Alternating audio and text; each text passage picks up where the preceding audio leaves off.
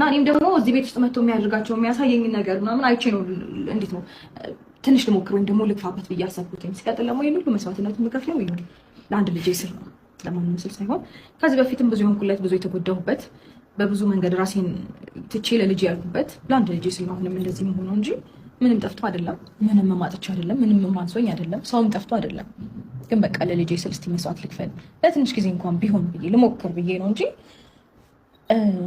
እውነት መጎዳት አስደስተውኝ ወይም ደግሞ እንዴት ነው መሰበር ምናምን የምፈልግ አይነት ሰው ሆኜ አይደለም።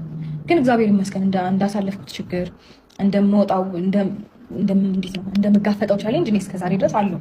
ተሰብሬም ወድቄም ጉስቁል ብዬም ፊቴም ሰውነቴም ተበላሽቶ አልተገኘሁም። እግዚአብሔር ይመስገን። ምክንያቱም እንዴት ነው ለልጄ ስል ራሴ ላይ መስራት ስለምፈልግ ራሴን ቴክ ኬር ስለማደርገው እንጂ እንደ ሰውማ ስራ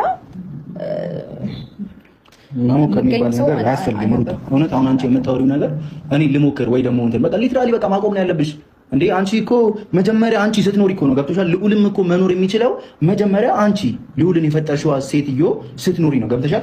አንቺ ደግሞ እንደዚህ እየተጎዳሽ እንደዚህ አሁን አንቺ ሰላም ልትመስይ ትችያለሽ። ያለሽበትን ነገር ግን የምታውቂው አንቺ ነሽ ገብቶሻል።